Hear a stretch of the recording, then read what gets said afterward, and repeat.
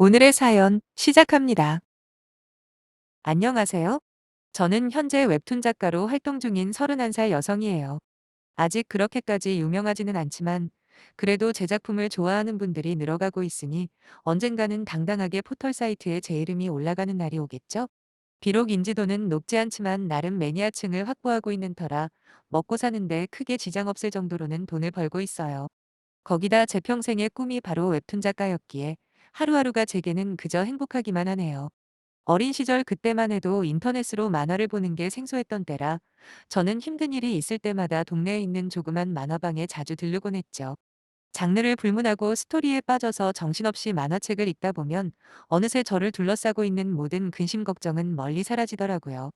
그때부터 저는 어렴풋이 나도 만화를 그리고 싶다. 다른 사람들이 그려낸 세상이 아닌 나만의 상상력으로 내가 원하는 세상을 만들어 보고 싶다라는 꿈이 생긴 것 같아요.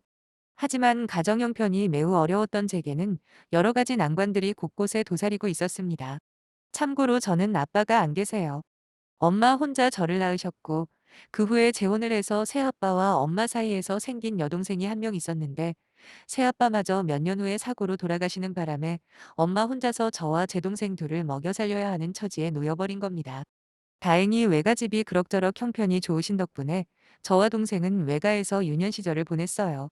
결과적으로 두 남편을 잃어버린 엄마는 한동안 정신적인 충격에서 벗어나지 못하고 방황을 해서 외할머니와 외할아버지가 걱정이 참 많으셨다고 해요. 하지만 곧 정신을 다잡은 엄마는 외가의 지원을 받아 과일 장사를 시작하셨고 저희 세 식구는 외가에서 나와 따로 살 만큼 안정을 찾아갔습니다. 하지만 딱 거기까지였어요. 돈을 모은다는 건 꿈도 못 꾸고 겨우 두 딸을 보살필 수준의 생활비도 겨우 버는 형편이었거든요. 그러다 보니 인형이나 장난감 같은 걸 사달라고 조른다는 건 상상도 하지 못했죠. 가지고 놀 게 별로 없던 저는 자연스럽게 책으로 눈을 돌리게 되었네요. 물론 글자가 많은 책이 아니라 만화책을 주로 보기 시작했고 그때부터 제게는 완전 신세계였어요. 하루 종일 일 때문에 바쁘기만 했던 엄마는 동생을 제게 맡길 수밖에 없었고 변변한 부모의 사랑 같은 건 기대도 할 수 없는 고단한 제 삶에 있어서 만화책 속의 세상은 정말 꿈만 같았죠. 그렇게 현실이 힘들수록 저는 더욱더 만화에 빠질 수밖에 없었습니다. 고등학교도 겨우 졸업하다 보니 저는 자연스럽게 대학교를 포기했어요. 엄마도 참 대단한 게 그토록 어렵게 혼자서 두 딸 키워내면서도 어느 정도 돈을 모으셨더라고요. 하지만 저희 자매 둘 다 대학교를 가기에는 턱없이 부족한 돈이었습니다. 어차피 제 꿈은 만화를 그리는 거였으니 대학교는 필요 없다 생각을 해서 크게 대학에 대한 미련은 없었어요. 거기다 동생이 저보다 공부도 훨씬 더 잘한 것도 한몫했고요.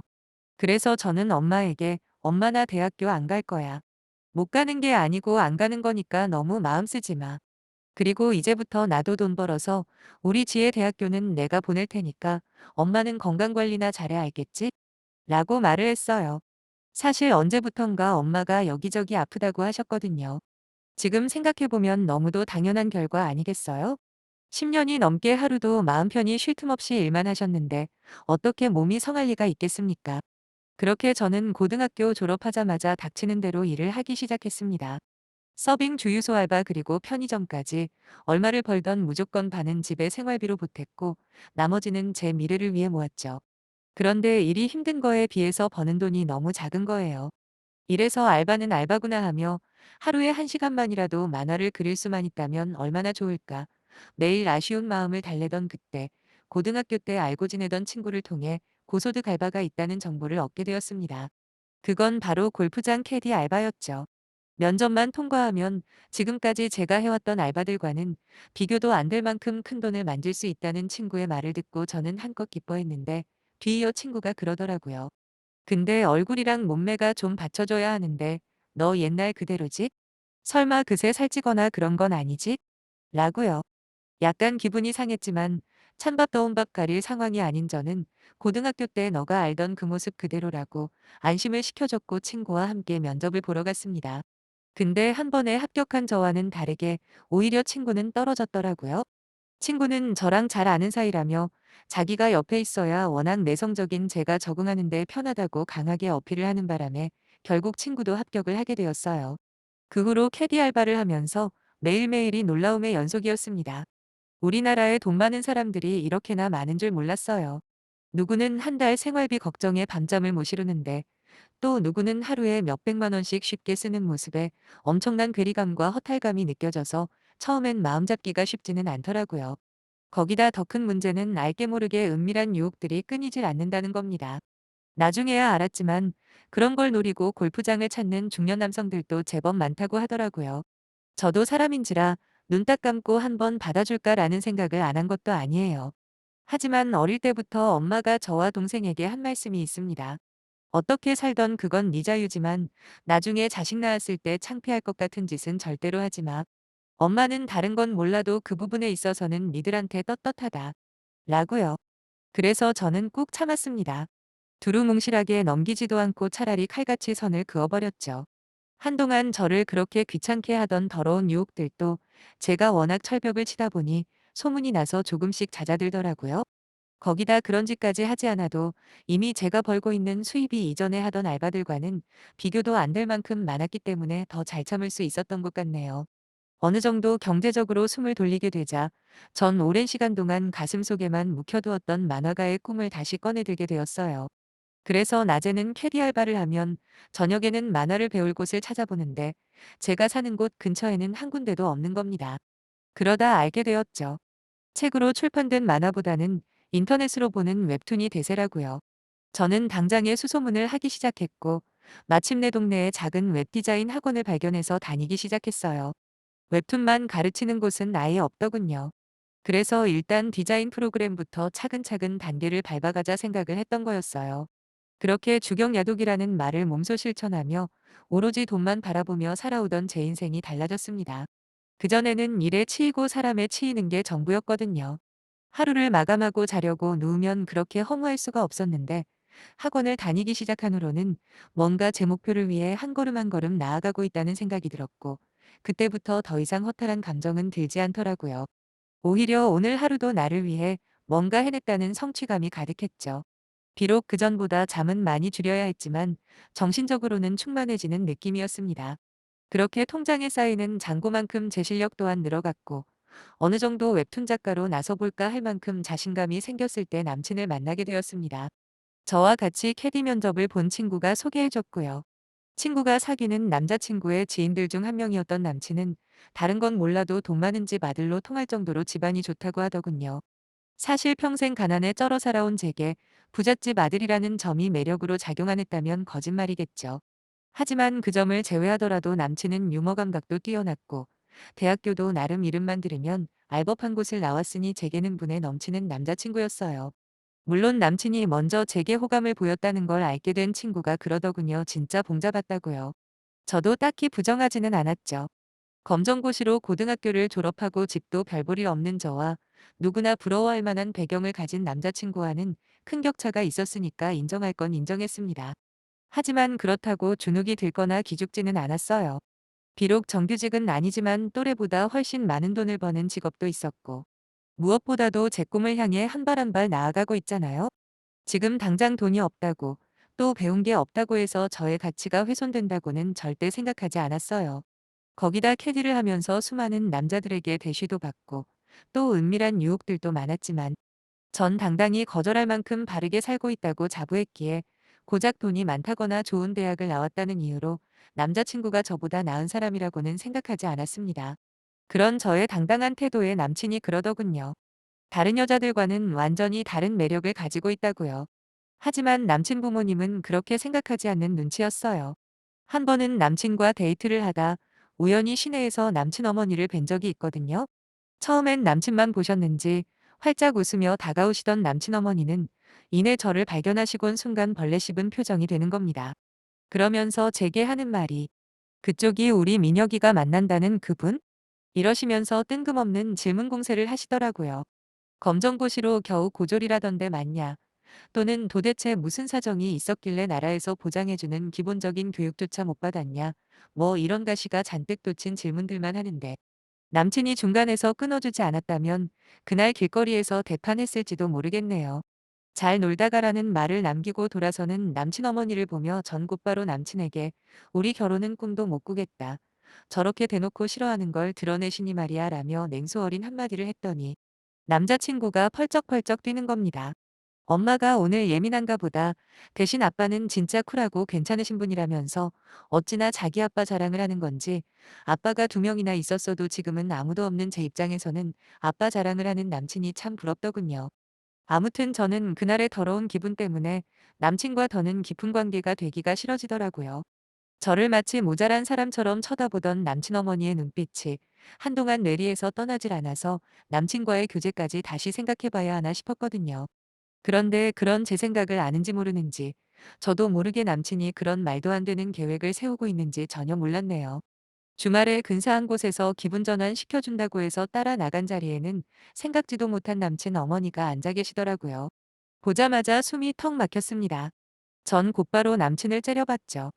눈으로 있는 욕 없는 욕 다 하고 있는데 남친 어머니가 "우리 아들 얼굴 뚫어지겠네. 이번이 구면이니까 말라도 되지?" 아니 무슨 바람이 불어서 우리 아들이 맛있는 거 사준다고 하나 싶었는데 이런 꿍꿍이가 있었네? 하며 호탕한 척 웃으시는데 전 바늘방석이 따로 없었죠. 어차피 절 어떻게 생각하는지 뻔히 다 아는 상황에서 잘 보이고 싶은 마음도 안 생기더라고요. 아니나 다를까 주문한 음식이 나오기도 전에 남친 어머니의 호구조사가 시작되었습니다. 저의 가정사부터 현재 일하는 직장은 물론이고 수입은 구체적으로 얼만지 그리고 저희 엄마는 현재 뭐 하시는지 거기다 노후 준비까지 별의별 걸 다 물어보시는 겁니다. 그리고 아들이 없는 걸로 아는데 나중에 친정엄마가 늙으면 누가 모실 거냐는 진짜 너무도 속이 뻔히 보이는 질문까지 하시대요. 아무리 돈 많고 학벌이 좋아도 사람 자체가 쓰레기면 입에서 나오는 말도 전부 쓰레기뿐이구나 싶었습니다. 불쾌한 기분을 억누르며 그냥 단답형으로만 대답하면서 언제쯤 자리를 박차고 나갈까 기회만 엿보고 있었어요. 그런데 그때 남친이 "아빠 여기" 하더라고요. 네, 그랬습니다. 남친은 저 몰래 자기 어머니만 부른 게 아니라 아버지까지 부른 거죠. 이건 또 무슨 일인가 어안이 벙벙한 저는 본능적으로 고개를 돌려 남친이 손을 흔들고 있는 쪽을 바라봤는데 그 순간 심장이 멎는 줄로만 알았습니다. 남친이 해맑게 웃으며 아빠라고 부르는 그 사람은 저희 골프장에 자주 오는 단골 중에 한 사람이었거든요. 솔직히 그냥 단골이면 다행이게요. 아주 악질 중에 악질로 유명한 인간이었어요. 새로 캐디가 오면 무조건 직접 대고 봐야 직성이 풀리는 사람이죠. 거기다 매너는 얼마나 더러운지 돈 좀 있다고 무조건 반말은 기본이고 시도 때도 없이 야한 농담을 하지를 않나 그게 전부가 아니에요. 이 인간이 왜 악질이냐면 몇몇 순진한 캐디들을 돈으로 유혹해서 가지고 놀다가 아이도 몇 번 지운 이력까지 있는 인간이거든요. 진짜 악질이라고 불릴만 하죠? 물론 좋다고 따라 나선 여자들도 잘한 거 하나 없지만 자기 딸 버린 애들과 어떻게든 만나보려고 혈안이 되어 있는 남친 아버지라는 인간 역시 구제불능인 건 마찬가지 아닌가요? 얼마나 유명하냐면 남친 아버지가 저희 골프장에 왔다 간 날이면 저희 캐디들 단톡방에 난리가 납니다. 사진부터 동영상까지 여러 개가 올라오죠. 가는 데마다 더러운 짓은 혼자서 다 하니까 저희 골프장에서도 원성이 자자하거든요. 거기다 한참 돈에 예민한 젊은 아가씨들을 꼬셔서 실컷 즐길 거 다 즐기고 결국 지겨워지면 버려버리는 인간이 제 남자친구 아버지라니 등에 소름이 쫙 끼치더라고요. 근데 멍하니 남친 아버지가 들어오는 쪽을 보고만 있는 제게 남친 어머니가 쏘아붙이는 게 아니겠어요? 어른을 봤으면 인사를 해야지 뭘 그렇게 쳐다만 보냐고요. 전 웃음이 나는 걸 겨우 참으며 큰 소리로 인사를 했죠.